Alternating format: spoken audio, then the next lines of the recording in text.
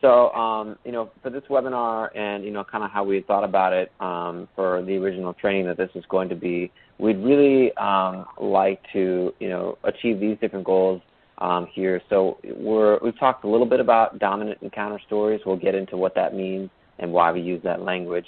But we'd like you to understand how dominant stories of unhealthy masculinity negatively affect men and perceptions of men. Understand how counter stories of healthy masculinity positively affect men and perceptions of men. Learn exercises for guided discussions to engage men in violence prevention using a strength-based approach, which you'll hear us talk about more as well. And then, of course, learn the 8 steps necessary to support and sustain a community-wide effort to positively engage boys and men in violence prevention through healthy masculinity. So before we do the next thing, Pat, I just want to add here that this first part of the webinar, we're really hoping to lay the foundation and, inform you all about Men Can Stop Rape's really bread and butter, the approach that we take, some of the foundational exercises, some of the foundational concepts, the basis that we try to form in doing the work that we do in trainings and youth development and public education.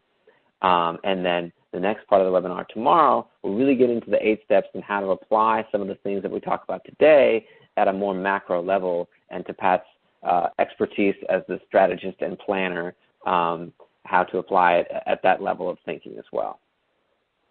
Yeah, and I'll just add that this first part really is doing all that Jeremy was talking about, and as well clarifying or helping everybody think about, well, what do we mean by healthy masculinity? And that will develop throughout the course of this particular workshop, online workshop. So, yeah, you want to move it? So let's see if this next thing works. The video, yeah. Let's see. Okay. This is an awareness test. Okay. Can you pause it? How many passes does the team in white make? Yeah, what's up, Pat? Okay, thanks. So that if you're having trouble hearing this video, it doesn't matter, because you can see there that there are written instructions, and really it's just pay attention to how many passes the team in white make. So don't worry about it if you can't hear it well. Just read and count, because we're going to stop it at a certain point and ask that number. So thanks, Jeremy. And if you've already seen this video before, we still would encourage to hear your count if you'd like to. So here we go.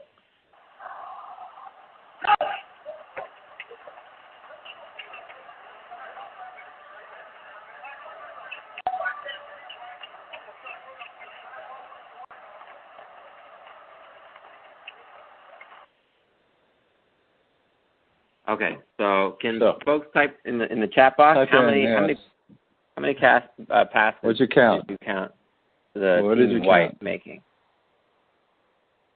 We see 8, a lot of 8s. Mm-hmm. Yeah. 7. Mm-hmm. Did anybody get numbers higher or lower? Oh, Pat, you go ahead. I'm sorry. This is your thing. Did you let it go the whole way? Did you? Oh, did I? I don't know. I'm pretty sure. Let's check. Go ahead. The answer is 30. So yes, I did. I'm gonna let it keep going, Pat. Okay. Yeah. But did you see the moonwalking bear?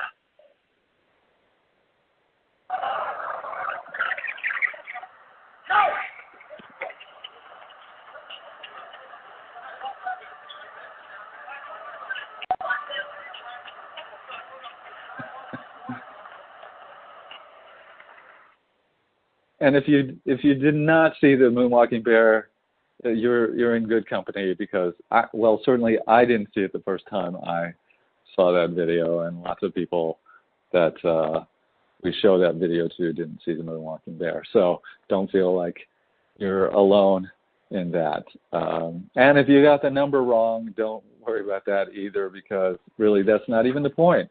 ultimately, as you can see there. But I think the point is, at least for that video for us, is that it's an awareness video, as you saw it at the beginning. And for us, when we think about this work that we're doing, really it's awareness that is the first step.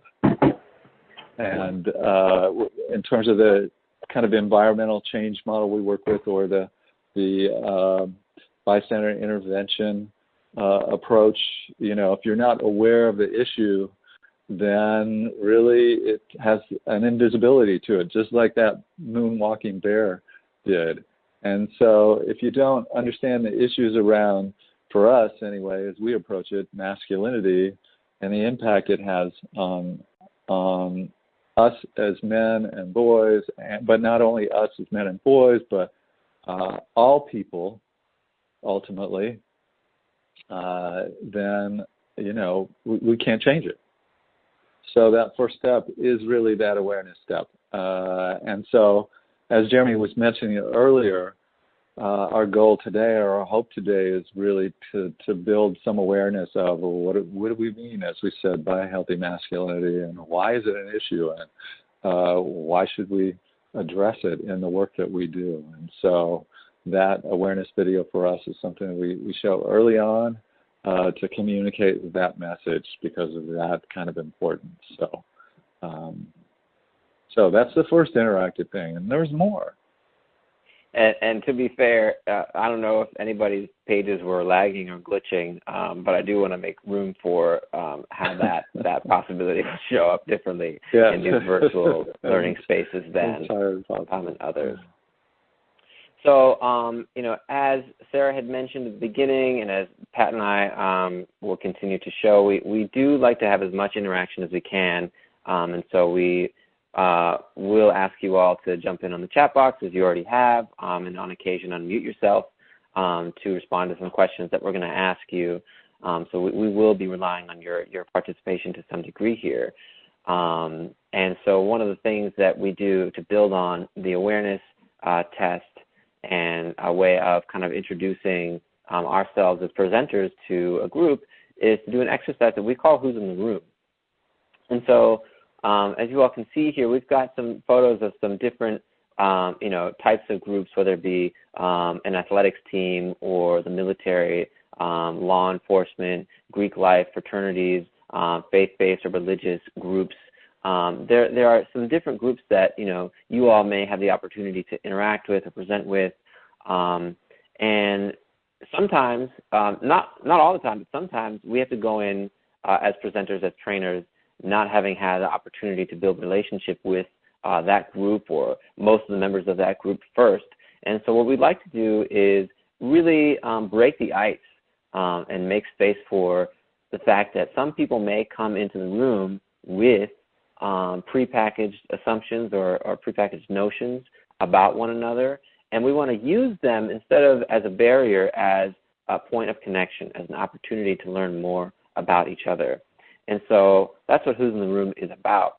So normally what we would do is we could ask you all who you are and take the audience that's in the room and drop a list of assumptions and expectations that you would have about us as Men Can Stop Rape presenters and that we might have about you. But since we're doing this virtually, and since you all are, I see a lot of empowerment centers and SART coordinators, victim advocates, rape crisis, and I saw a lot of prevention education specialists, Title IX as well. Being mindful of how connected you all are to the college environment, we want to make this a little bit easier and just take a group that we've got up here on the screen and use that as the surrogate for this exercise. So what I'd like for everyone to do is imagine that you all are the football team and you are in a workshop or a conversation with these two presenters from Men Can Stop Rape. Your coach told you you had to be there, or say it was volunteer-based and you chose to be there on your own. Regardless of why you're there, you don't know a whole lot about these Men Can Stop Rape guys, and you don't really know exactly what this is going to be about. But with the name Men Can Stop Rape, you might have some ideas about who you're expecting or what you're expecting it to be like. So using the chat function here, can you all chime in here in response to this question? So if you're the football team, imagine you're taking your own assumptions or expectations of trying on the hat of being a football player, college football player right now, D1, let's say. What are some stereotypes or assumptions or expectations that you as the football team might have about us as presenters? Just throw in some keywords here. What are some things that you would expect of us? I'll give folks a minute to type in their responses. While you're doing that, I'm going to go get my reading glasses because I cannot read any of that small print. So I'm going to disappear for just a second. If any of you all need your reading glasses too, please feel free to go ahead and do that. I hope that all the font is not that small for folks. We want to make sure that you all can see and read what's in front of us. So don't know, do's and don'ts. Okay, yeah. Do's and don'ts. Donnell, would you be able to add some more about that? What the do's and don'ts are? Some stereotypes, expectations. What does that mean? We've got advocates in the criminal justice field. You would expect us to be female facilitators. You might talk about consent. What is consent? That we might be feminine.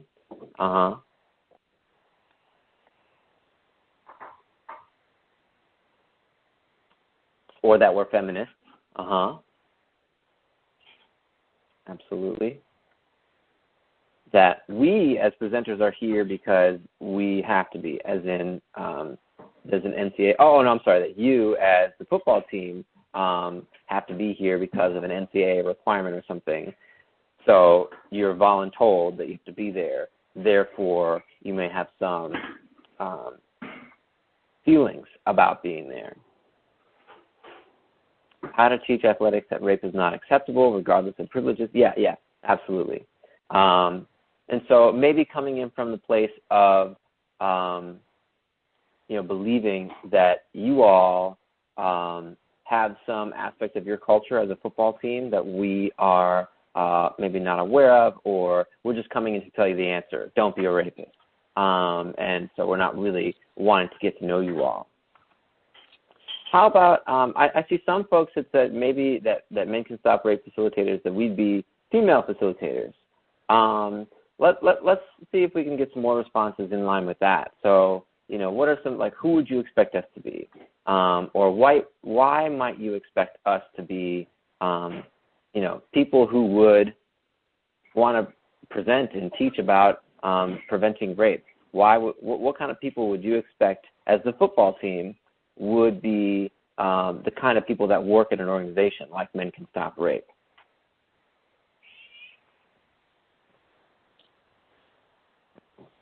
Mm-hmm. That we might be women. Mm-hmm. Yeah, some student athletes might assume that we are liberal politically. Absolutely.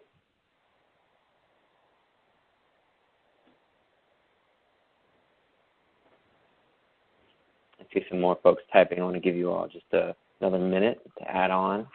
And I promise we're going somewhere with this. So I'm just going to, jot down some things that you all are saying. Mm-hmm.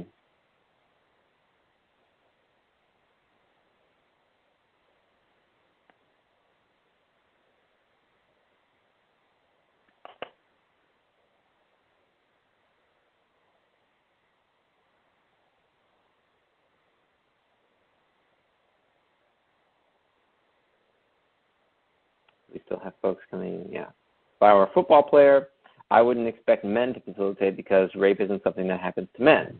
We know it is, but they probably don't. Right, yeah, they have some assumptions about the occurrence and incidence of rape and sexual assault and the forms of gender-based violence. They would not see it as something that affects men as victims necessarily. That you completely reject or fail to meet notions of masculinity that I myself cherish. Absolutely. That there is a performance of masculinity that football players as a homogenous body might buy into, that we as Men Can Stop Rape facilitators and presenters don't meet standards of masculinity that we may not meet? Yeah, absolutely. These are all great responses, and again, we're going somewhere with this. So what I'm going to do is take us to the next part of this exercise. So you all ready?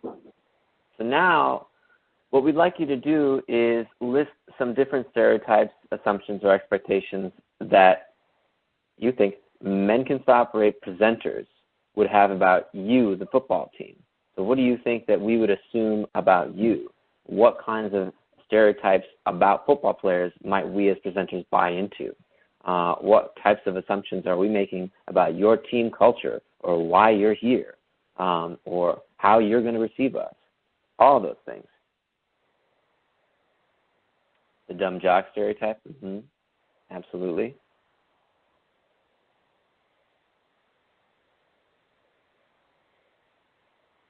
That rape culture is accepted and applauded, i.e. we may be speaking to a room full of perpetrators. Yeah, exactly, that we're the perpetrators. We're coming in as Men Can Stop Rape presenters to see you, the football team, as a problem, the problem to address specifically. Feeling as if we're entitled based on our title, speaking to the culture of lifting up and lauding college athletes. We might assume a level of entitlement from you all. Jot some of these down too.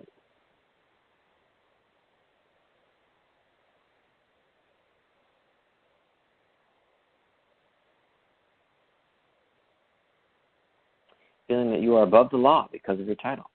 More about entitlement. And yeah, there's a real combination there. So if we're assuming that you're perpetrators, that's one thing. But it's another thing to believe that this, we as presenters assume you as a football team think that you're above, not only that you would harm others and perpetrate this crime, but also that you believe it's justified, or that you don't think that there's any consequence for it.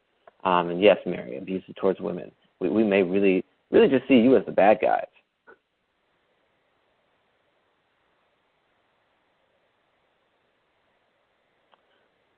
I see one more. On the other hand, the football team could be moral mentors. Absolutely. Now, I don't want to assume, I'm going to step out, back into my role as facilitator. I don't want to assume that Friday Night Lights as a TV show represents all of what football culture is like across the United States. And yet, I could really see how a college football team might be an example or a standard against which folks who work with young people, high school, middle school football players, are using that team as an example of who the moral standard is, about what kind of a person, what kind of a man in particular, if we're talking about men. Those football coaches and teams and parents and families and schools are trying to shape. And so I want to come back to that too, Donnell. I'm glad that you brought up the moral standard piece, because, what we're seeing is some of these stereotypes and assumptions, even as Pat and I ask you this question, there's a certain kind of understanding of stereotypes, assumptions, expectations that we have that is, they're negative. When sometimes we may have positive assumptions.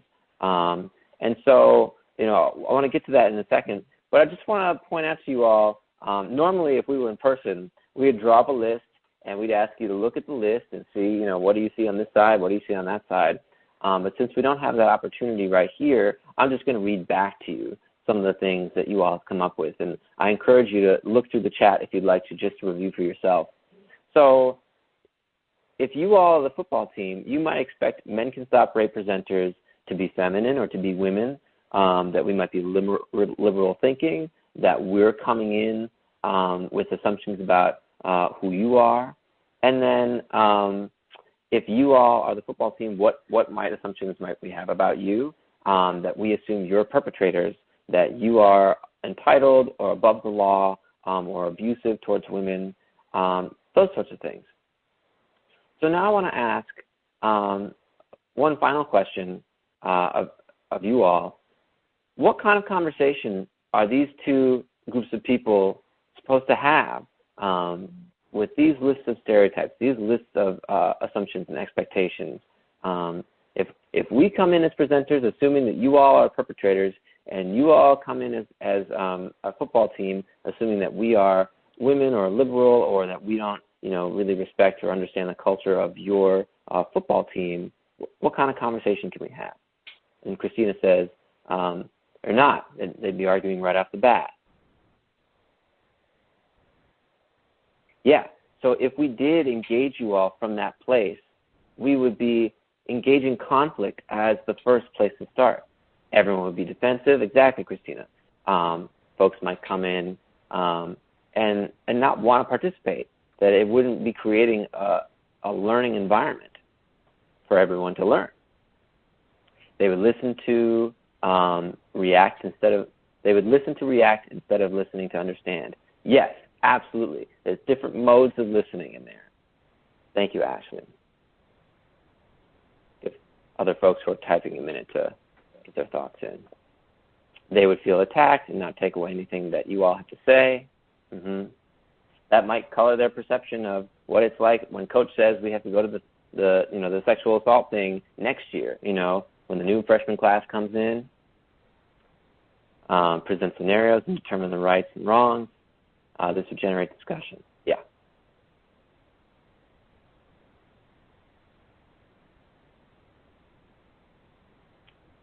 Just making some space for others who are typing. Their defensiveness may keep them from seeking further education regarding sexual assault and rape culture. This experience would jade them. Yeah, so absolutely. All these things are in line with, I see one more too, changing attitudes often takes vulnerability. Those attitudes would make vulnerability unlikely. Yes, so the assumptions and expectations, if we come in, both of us, assuming these types of negative things about each other, that may really close us off. It will really disserve the ultimate goals of not only building relationships and connections, but learning about this issue, which is in service of creating a healthier and safer community for everybody involved. And it really is, in the public health sense, much better if everybody is understanding and aware of the issues at hand than only some people. And so, there's a lesson to be learned in there are certain kinds of groups, especially groups of men, who may feel targeted in particular, may come in with a defensiveness about sexual assault or rape-related programming that is intended to empower them, but may, if the stereotypes are not addressed, ultimately become a barrier. And one of the things that we like to point out with this exercise is that both groups had the common and shared experience of being prejudged. Both the presenters and the football team come in and we're both judging each other. We're both walking in with stereotypes, assumptions, expectations. And as you all are really, really well pointing out, that will not serve what we're trying to do here. And so I want to come back to one of the things that Donald shared about the football team could be moral mentors. Sometimes the expectations are positive. You might think as a football team that Men Can Stop Rape presenters are care about people, or that we are passionate about this work, that we are interested in helping communities like yourselves learn and grow and become safer. And we may come in assuming, well, you know what, they're a football team, so they probably have some real understanding of group dynamic, of working as a team, of collaboration, of leadership. You all may have a real understanding of discipline. It takes a lot to be a college athlete in terms of just the time management alone, let alone the juggled expectations of, being part of a homogenous group that you are trying to find your own individual identity within, and also, being a part of the larger college community. So we see that there's, a lot of potential for some of the stereotypes, if positive, to really be opportunities for connection as well in building this relationship. So what we would normally ask you all to do, and we would ask if you all were the football team, is to say, okay, we may have come into the room with some of these assumptions or stereotypes, some of these expectations.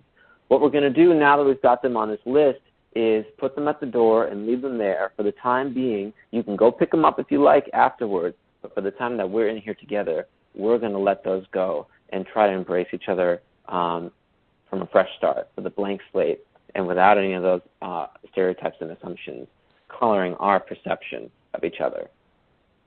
So you can see, with the debrief of this exercise, that there's, a lot of benefits to, as you all had pointed out, being able to work through some of these barriers before they become them, and then create kind of a bond between the presenter and the presentees. And I mean, Pat, do you want to add just a little bit about how this exercise even came about? Because you had a story, I think, that became the birth of Who's in the Room. Yeah, well, and yes.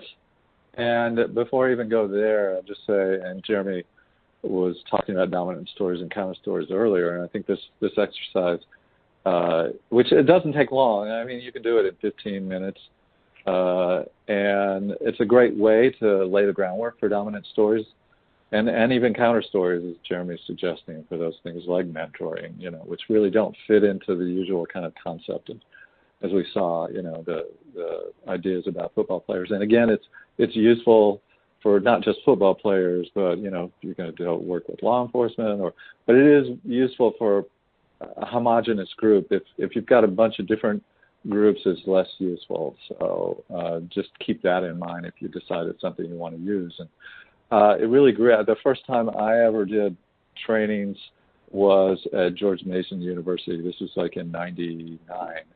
And it didn't go well. But at one point, there was one of the athletes, we had him doing something on the floor, I don't remember what, writing something, and he looked up and said, well, you just think we're a bunch of dumb jocks anyway. And we're like, what? And so it's like, how do we address that elephant in the room so that it doesn't have the kind of influence and impact on our ability to move forward with the group. So it's really just a way of acknowledging this is there, not only for you, but also for us, and let's get past it. So I'm going to move us along here onto our next piece. And folks, if you have questions, please do, type them into the chat box. And if we can address it right then we will. If it's something that will come up later, we'll let you know. But please do feel authorized to ask questions as we're going through. Because, again, we do want this to be as interactive as possible. I would just say, coming from a presenter who is presenting to other presenters and community folks, I know that it can be a challenge to just sit in front of the computer and not really have much of a participatory role in what's going on because of the digital nature. So please do feel authorized to jump in with questions as you have them. So thank you, Pat, for that transition because, dominant and counter stories, as we've talked about so far, is really woven into every aspect of what we do. It's present there in the awareness test. It's present there in Who's in the Room. And so what we want to do is transition into talking more explicitly about dominant stories of masculinity. And so one of the ways that we introduce dominant stories as a whole is with the engagement ring here. So I'm just giving you all the answer. I've got here in front of you a picture of an engagement ring. So now that you've heard us talk about dominant stories a little bit, I'm just going to ask you straight up, what are some dominant stories of the engagement ring? What are the components of the story of buying and giving an engagement ring of the proposal? Can you all type in the chat box just a couple of things that are part of the story? Who's supposed to give it to whom? How much is it supposed to cost? Why do we even do it in the first place? What does it mean?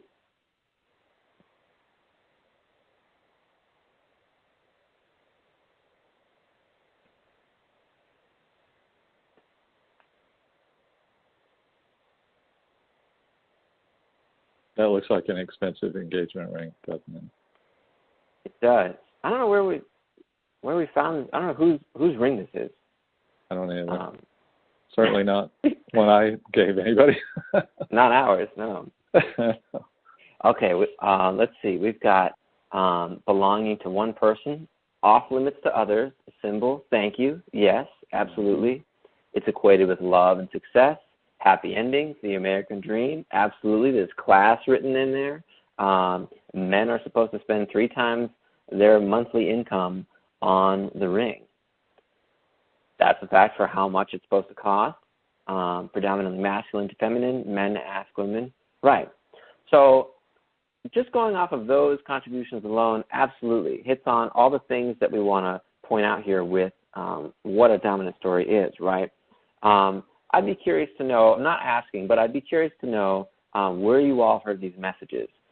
Because we have asked folks all over the country. I don't know how long, Pat, we've been using the engagement ring, but I remember seeing it at the Training Institute back in 2015 when I participated. We have been asking folks of all different age demographics and ranges, and I'm particularly interested when high schoolers are able to tell us as presenters that the engagement ring has to cost 3 months' salary. The man's supposed to go down on one knee, give it to the woman. It's supposed to be a declaration of love, but really it's more about possession. And yes, as you are pointing out, where these messages come from has a lot to do with the marketing schemes that are in place to put this message in our heads, the TV shows, the movies, the socialization we receive from childhood. I see you, Christina. And, really also the people who are in our lives as well. We're inundated with this message that if you really love someone, then either you're the person buying the expensive ring or you're the person receiving the expensive ring. And those two roles are defined by the binary of men and women. Let's see, the tradition started with commercialist and became widely known after appearing in a popular commercial. Personally, I'm not sure where I first heard of it. It's too ubiquitous. Thank you, Stacy, for saying that, because the too ubiquitous piece is really important for how we think about dominant stories. It's called a dominant story partially to speak to the nature of its breadth, its reach, how far and wide-reaching it is as a story, but also we're so saturated with it that we may not even know exactly where it came from. And I'm here to tell you the answer. It came from De Beers. The De Beers A Diamond is Forever campaign, which, by the way, is not a campaign they came up with. They hired a marketing team, a consultant, to come up with this Diamond is Forever campaign. And now, after the success of that campaign, which was released in the 1950s, not even earlier, not more than even earlier. Yeah, earlier. Was it earlier? Yeah. Okay. At least that's what I've read. So within the last century, if it's earlier than the 50s, within the last century, we have seen the message that a diamond is forever. That's the expression of if you really love someone, you will propose to them with this really expensive ring. Be so integrated into our lives that it's cultural now. It's seen as tradition. It's a tradition that we, as folks in the West, practice. And there are a lot of other traditions elsewhere in the world where rings are not involved. And the point that I was going to get to, though, is that the diamond industry doesn't have to do anything to sell diamonds anymore. They just have to put the commercial in front of you and say we have them, because the industry of love has already been used to sell the idea, the need for diamonds, the demand for diamonds. And now it's more about which company can supply them. And there's a lot to unpack there. But I just want to, highlight, all these different components of how we think about dominant stories and why the diamond ring is a great example of one. For how far-reaching the story is, for how early it reaches us, for how many different places the story exists. Speaking to what you all had mentioned with TV shows and the sales and marketing, your family, your socialization in schools and other peer groups. Something that, somebody told us a century ago is still seen today as the way things are.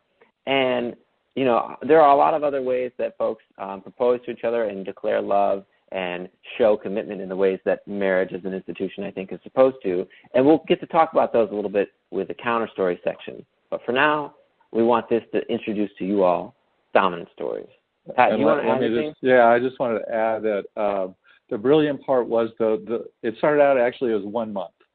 Oh, that's right. I forgot about that. And then now it's 3 months. And so really, that's where the idea that you spend this amount of money on a diamond ring or engagement ring came from De Beers, and as you're right, it became ubiquitous, so that you don't know it came from De Beers, but it was that marketing campaign, which they won an award for. That's right. Because it was for the most successful marketing campaign of the century, I think, if I remember right, because it was so successful. If you'd like to learn more about this in particular, just a side note, there's a show on Netflix called Explained that has a whole bit just on diamond rings. It's a 20-minute history of why diamond rings are what they are. Highly recommended if you all are interested. But yes, Pat, not only, so there's more dominant stories there that the structure of our society rewards companies for being so convincing that now we see something that was just a marketing campaign as tradition. Yep. So with that, I want to move us into talking about dominant stories of masculinity, now that you've kind of got your feet wet with what dominant stories are overall. And to do that, we use an exercise that we call the real man exercise.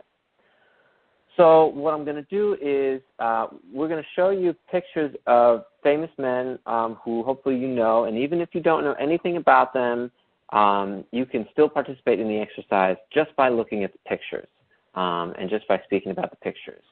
And I just want to preface for you all, that there's a little bit of a setup in this exercise, and we may be asking you to do something. I'm saying this to you all knowing that you all are already in this work, paying attention to disrupting gender norms, preventing sexual assault, all these sorts of things. What we are asking you to do here is set aside some of your own personal beliefs about where masculinity should be and speak to the societal norms of masculinity that you see are in place right now. Who would society say, in this first example, is the real man between Dwayne "The Rock" Johnson and Tom Brady? We've got to update Tom Brady's picture so that it doesn't say the Patriots anymore.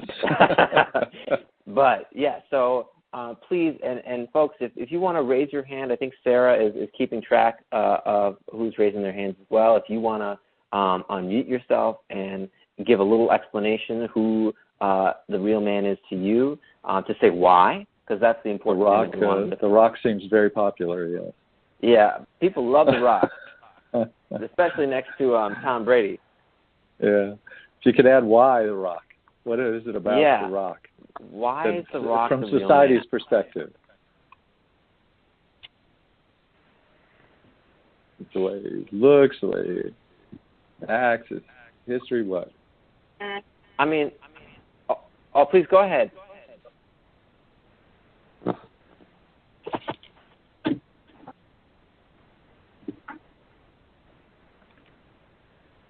Was there someone who was going to participate? I'm sorry.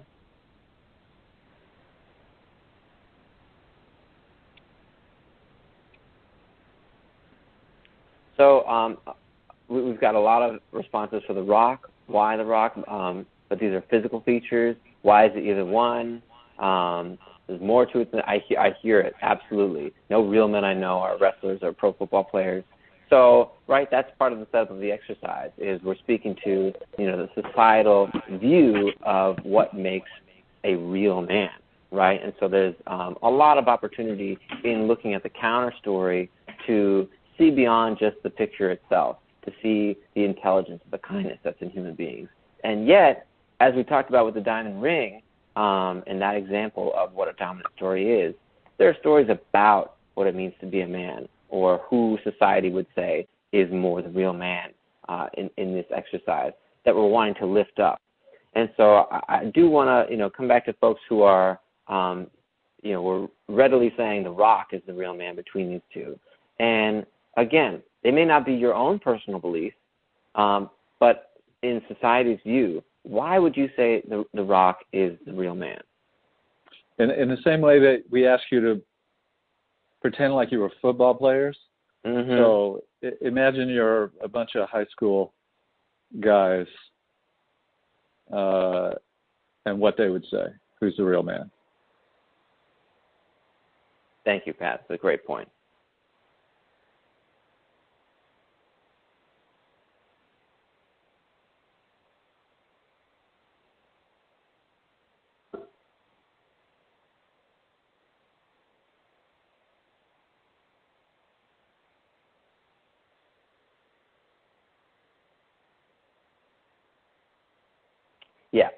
Thank you, Donnell. So high school guys would look at the physical and potential to make money. So, yeah, we know that real men are physically very strong, are making lots of money, are supposed to be rich. Let's see. Okay, I'm a high school kid. I'd say The Rock because he's muscular, has tattoos, money, fans, movies. Boom, perfect. We've got a whole list of things that make up what a real man is. Also, women. I see that Christina just added in there, right? So what role does the women in these men's lives play in how we see them as men? But can I ask you to expand a little bit more on that? And feel free to, if you want to unmute yourself, I think you can do that as well.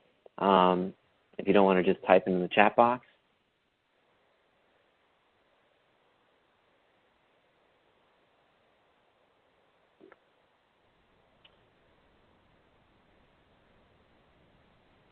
So you added, Christina, I see what was the question? You had added, okay, I'm a high school student. I'd say The Rock because he's muscular, tattoos, money, and also you added women. So why women? What does that mean? Can you explain more? How are women used in the way that men are seen? I would say that the more women that are attracted to him or that he carries with him in their stature would be something that would be sought after as a high school kid. Something seen as a real man, acquiring. Yes, great. Thank you so much, Christina. Yeah, so then there's this narrative in dominant stories of masculinity that women are somehow a part of, like, propping up men's dominant story performance. That the more women that, boys are encouraged to pursue, having access to lots of women, maybe having sex with lots of women. Or you could also take it if, in the case of Tom Brady being married already. Does anyone know who Tom Brady's wife is? Type it in the chat box. And or do we have someone unmuting themselves?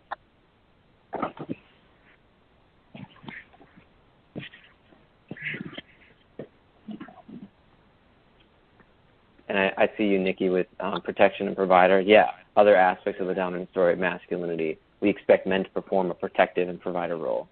Donnell, yes, a well-paid model. Chelsea, behind every good man is a good woman. Yeah, so maybe, that saying, right, carries with it the dominant story aspects of gender scripts and gender socialization that we're wanting to unpack here. And Pat, I'm sorry, but do you remember his wife's name? Because I'm blanking on it right now. Giselle. Thank Giselle. You. Giselle. So we had talked about money as being important. If I'm a high schooler, I see that getting lots of money is important. Do we know who makes more money between Giselle and Tom Brady?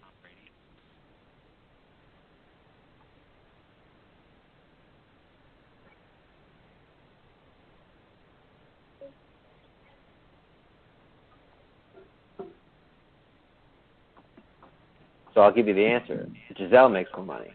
And so it's an interesting, play on the dominant story thing here because, right, like, is it possible for Tom Brady to still be the real man for those who would say he is if he makes less money than his wife? These are the components of the dominant story of masculinity and its expression of hierarchy that we're wanting to point out as all being built into what dominant stories are, how they are seen and constructed throughout society. Why don't we jump to our next set of images and just do the one more for the sake of time. So again, asking who would society say is the real man here? I'll show you Exhibit A. We've got Batman and Christian Bale Batman, none of the others. Sorry for all the Batman fans out there. Adam West. All right, Pat. And we've got Black Panther. So I know it might seem a little ridiculous for, us to ask you to say who's the real man between a couple of superheroes, and yet I'd like you to, continue to embrace the lens that this builds for working with boys and men and the socialization that boys and men receive, there are definite answers to this question. So I see 1 for Black Panther, 2 for Black Panther, 2 for Batman. Batman has a gentle side. Again, keep in mind you're a high school guy. Yeah. Always be yourself, unless you have a chance to be Batman, then be Batman. That's great. So we've got some fans of Batman here. So why is he, if in the high schooler's mind, the real man? What is it about Batman? What does he have? Or what does he do that makes him the real man?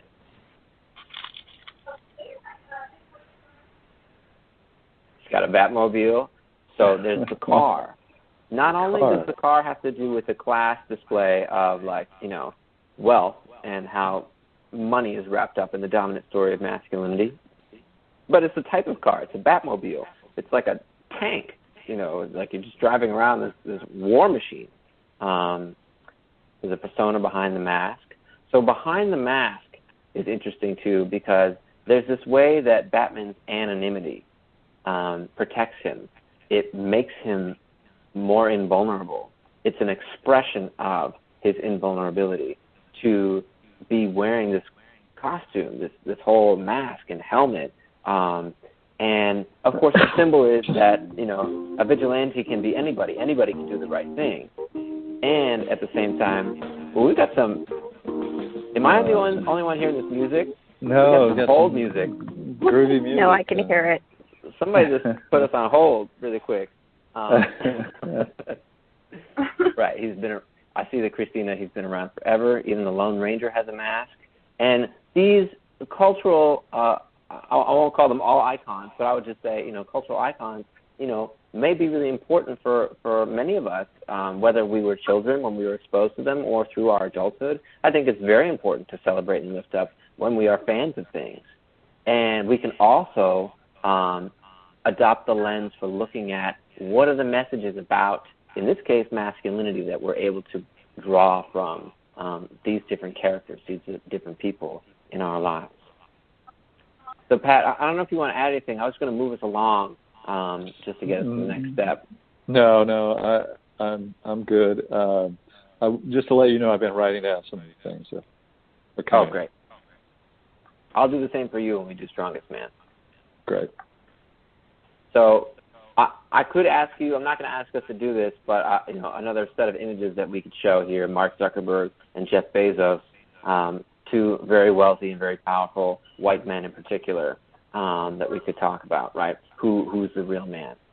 So as you all had kind of pointed out, and Pat, maybe do you want to read out some of the notes that you had taken? Sure. Things that folks had said?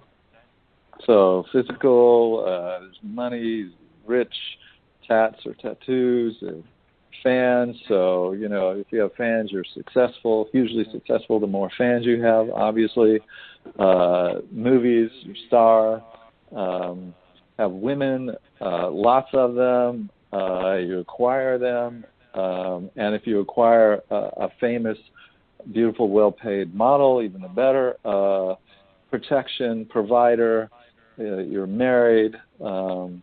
In some sense, he's himself in the sense that he does what he wants and has the freedom to do that. A wealthy car that's even like a tank, longevity, and is anonymous, behind a mask.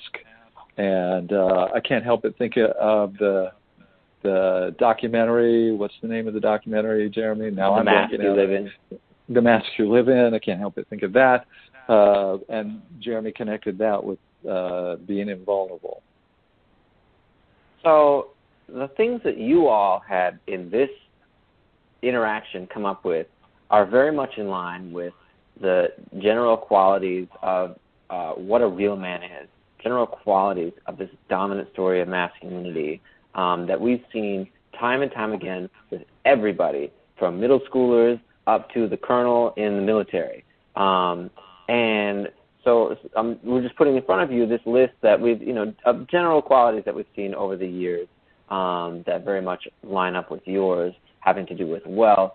And in some cases, people talk about having no self-control or, you're like an army of one while also having an army to back you, talking about liquor consumption or alcohol consumption, in addition to, the aspects of being invulnerable or being charitable with your money if you do make a lot of money, the way that women are used to prop up the dominant story of masculinity.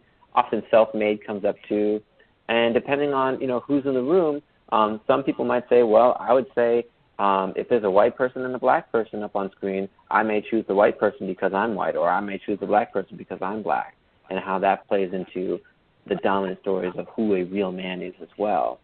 And then proud to be an American too. I always like to add how that connects with sexuality in particular. We see straight and homophobic there. The American version of masculinity in its dominant stories may look different than the dominant stories of masculinity in France or in Ethiopia. And so there's elements of heterosexuality that are built into American masculinity and all of the confines that we see here as well. So I'd like to ask folks just really quick again, so like what stands out to you about this list? If you had to draw up a theme, maybe one or two words, what's the theme here? Or what kind of person does this seem like? What would it be like to have to hold all these qualities in one person? What would you say? Unrealistic. Mm-hmm.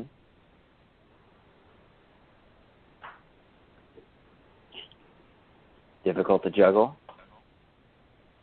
Stressful. Yeah. Yeah. And so I just want to lift up the empathy that you all bring to whatever version of this person is. It's difficult to hold on to all these different things, and it's stressful. Egomaniac. Yeah, there may be even some real expressions of mental health across the continuum that we see here. This person is very much about themselves. They're very much about the presentation of who they are, the performance of who they are. And we don't get to see a lot about the character of this person. We don't get to see a lot about how they treat others who are in their family, who are in their friend circles. We see how they treat women, and we see how they view themselves, and not a lot beyond that in terms of their interactions. And so, I just want to also point out, I see you, Sam. I agree that this is impossible to achieve, but it's so striking to me how many of these things that I don't care about and or do not want. So that's a great point. I'm going to come back to that because, I want to point out first that there are several different things here that we see on this list, such as smart, such as taking care of his own, such as married or wise or charitable, that by themselves are not bad things. Even in certain moments when it's appropriate to take up space, they're not bad things necessarily by themselves. They're not problems or create harm by themselves.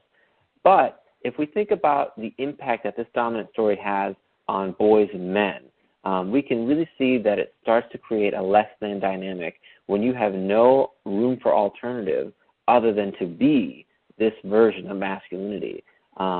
There's the pressure, as I'm saying you all are being empathic to, the unrealistic nature of living up to these expectations.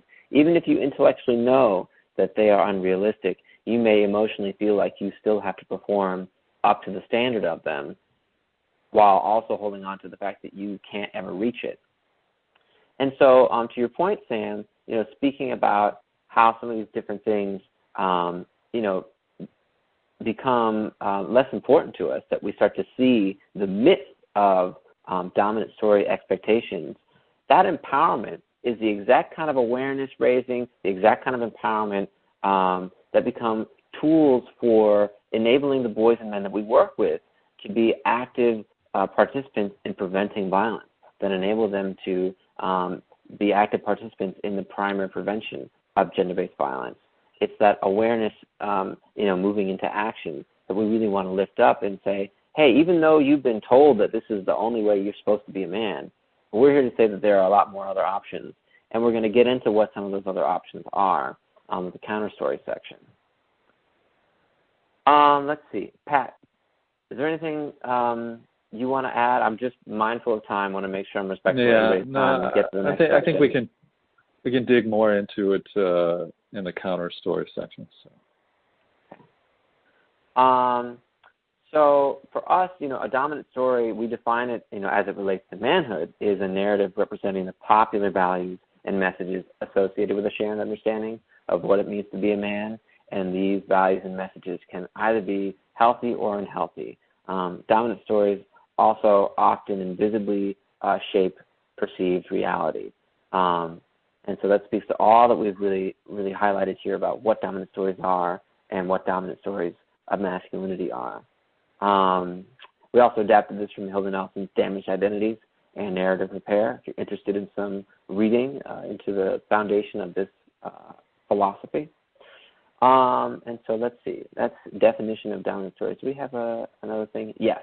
So in debriefing kind of how to facilitate this exercise, you saw that we had chosen specific images of some famous men that you probably knew something about. You could probably look into like the different types of images. We could have showed a picture of The Rock in a suit or smiling, or in one of the roles where he's intentionally subverting his large physical stature, like when he was in The Tooth Fairy. But we chose ones that really highlighted some of the different dominant stories we wanted to tease out in conversation. And so similarly to the man box, we use popular culture in that way. And so, one thing that we talked about was the pressure that the dominant story puts on men and boys in particular, and that it's impossible to live up to. And some of the things that we could look into as well with more time would be how this dominant story affects the way that we perceive men. And that really can go, into not only the ways that men can be lauded or lifted up in our society by the structure of the dominant story, by patriarchy, and seen as, really great when they may not be, but also how we may miss when men are experiencing pain, or when we may miss the complexity of boys and men's emotional lives as well. It's a chance to talk about what happens when men don't live up to the pressures. And for us, this is really essential for introducing the less than dynamic. We get to talk about how the dominant story, as it affects, as related to men, affects women and girls, does create this better than, less than dynamic. And that's where the harm really exists and really comes from with the dominant story, that we want to tease out and offer an opportunity to shift away from. And so, again, if you have questions about what we mean by real man, why we even use that term, dominant stories, please, have them coming in as we transition now into our next section. We have put in a break here. This is supposed to be at like 2 o'clock, so I would like to give you all a break, but I also would like to say that we should probably move forward with the rest of the section. So if you all, I thank you all for your continued support and participation with us in this format. I'm going to move us into the next section. Thank you, Christina. Yeah. We started a little late, but we want to, end as close to the original end time as possible. So just to keep you on schedule. So you've heard us talk about dominant stories, and we often do dominant stories, counter stories together so that everybody gets kind of the whole picture. And dominant stories can be a little more challenging because they are in many ways, not only what is the norm in a lot of cases, but also they have a negative impact. Not everything about them, as Jeremy was suggesting, but counter stories really for us are the hope and the positive part and what we associate with healthy masculinity. And so now we want to spend a little bit of time unpacking that. And in order to do that, we want to start with something you've already seen, back to the engagement ring. And I think the important point in going back to this is that while the dominant story may be that you spend 3 months' salary on it, not everybody does that. And as Jeremy was pointing out, there are all sorts of traditions, maybe not here or, other countries, but they do exist. Maybe it's the case that maybe your grandmother had a ring and you give that as an engagement ring or something like that. In my case, I usually tell my personal story in this. I was a graduate student. Abby and I got married in 1984. I was a graduate student at Texas Tech University in Lubbock, Texas, and so was she. And if you have any idea what a graduate student made as a TA in 1984, then you know that 3 months, even 3 months salary, which I don't think it was at that time, it was probably 2 months salary.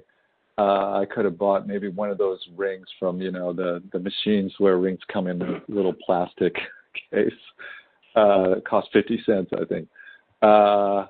So it wouldn't have been much of an engagement ring. And I could have gone into debt. But so ultimately she didn't get an engagement ring because it just wasn't affordable. And frankly, I don't know that I knew the rule.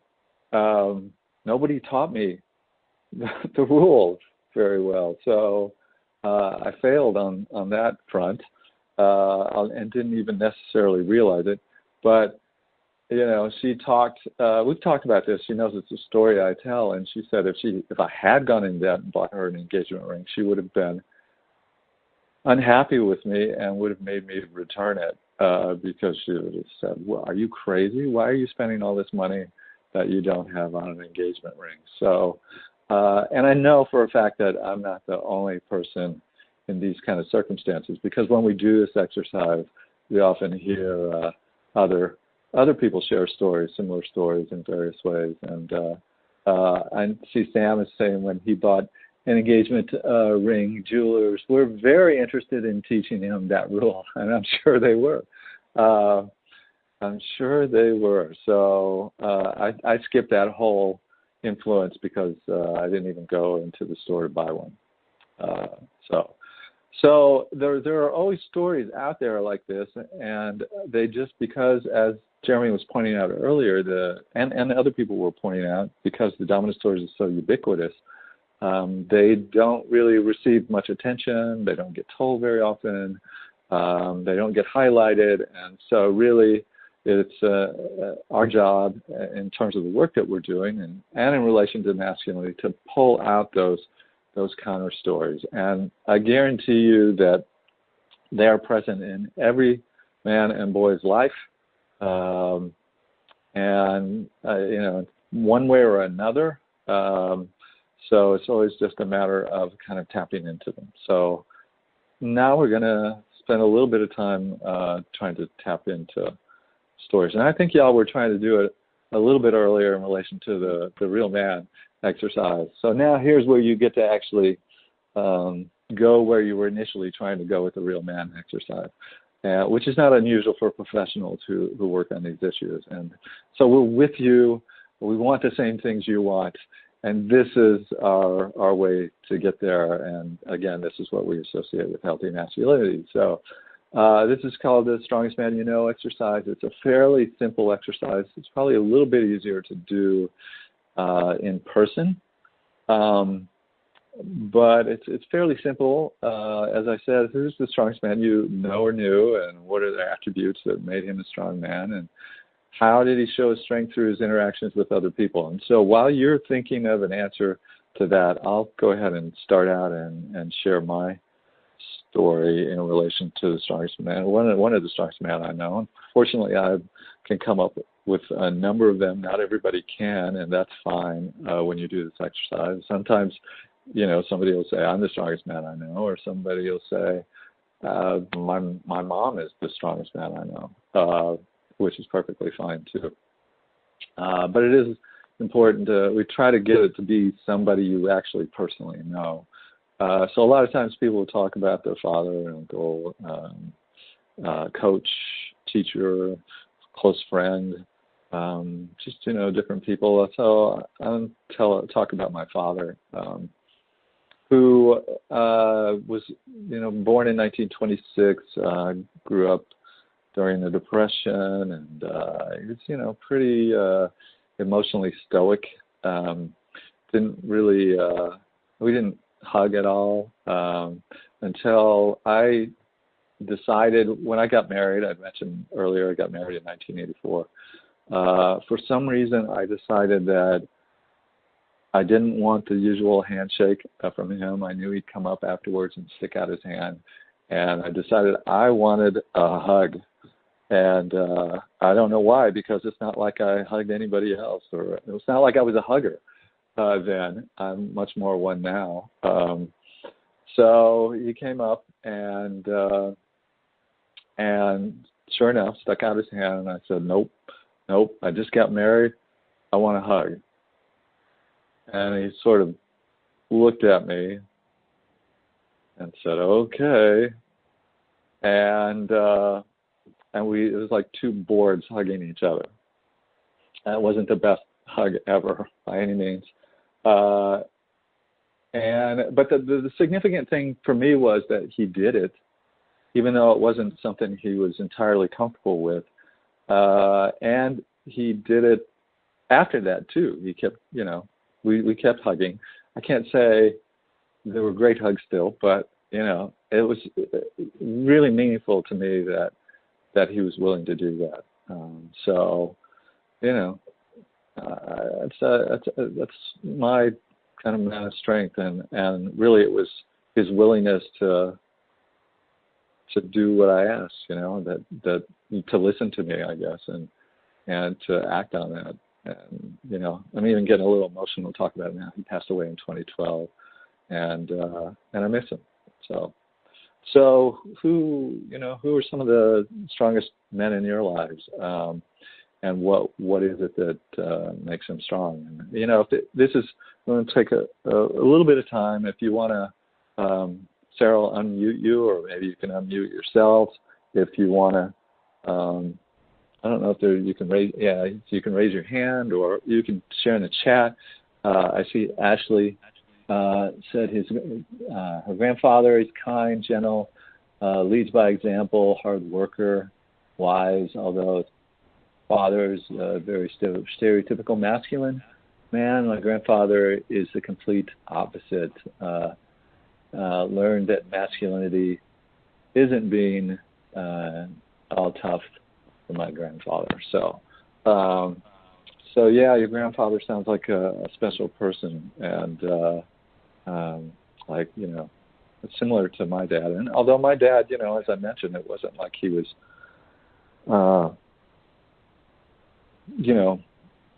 free of all those kind of dominant stories of masculinity. But Sam, something to say. So, Sarah, can you get Sam, unmute Sam? I think we're unmuted. Can you hear me? Yeah, Sam, you're unmuted. Yeah, go ahead. So I just I have a quick story and a kind of observation that would be hard to type out. I totally understand the framing of this activity is, especially if we're speaking with young men, sort of folding all kinds of good qualities into the concept of strength is, I think, strategically really helpful. I do think, though, that the very framing of the discussion tells us something important, in that, I can think of lots of qualities that men I admire have that I wouldn't classify as being, under the umbrella of the word strength, unless we used, such a broad definition of strength that it can include any talent or something like that, right? But it's just sort of it's interesting to me that framing of in order to for this to be someone I admire, this they have to be strong. I think it's a clever reframe, but I think it also tells us something interesting about maybe the way people like me were raised and that kind of thing. But the story I had was of my great uncle George, who I remember going to his 80th birthday party. It was in a pavilion at a park, and I was very young, and he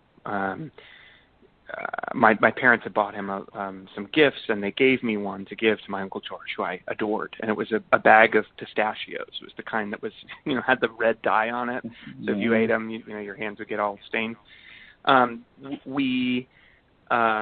he was so grateful for the gift, and he put me on his lap, and we together ate this entire bag of pistachios. Like I almost got sick.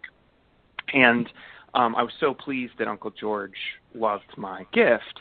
And fast forward about a decade, and my Uncle George died. And at the funeral, I told this story, and one of my cousins came up to me and said, I couldn't believe that story you told. And I said, why? And she said, well, Uncle George hated pistachios. And I remember, he never told me. He just sat there and just powered through this half-pound bag of a food he hated because he wanted me to, he wanted to show me he appreciated the gift. And I always think about that story. And, I don't know if it's strong. Strong stomach maybe. But to me, it's just kind. So that's what I remember about it. Well, thanks, Sam. I really appreciate you being willing to share that story. And bringing up the issue of framing. And you may decide, there's other ways you want to frame it.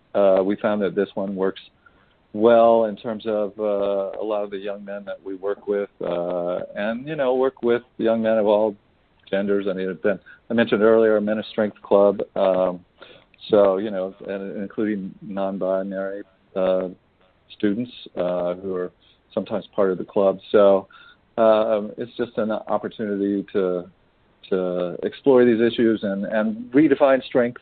I think that's part of what you're suggesting. So, and we're very intentional about doing that. So it's really about strength of character. But you might decide just to go with dominant stories and counter stories. You could do that as well. So, whatever makes sense for your particular circumstances. I think you're obviously a better judge of that than we are. So we're presenting with one framework that you might adapt and work with in other ways. Let's see. Yeah, I appreciate that, Sam. I love your story as well. Thanks for sharing. So.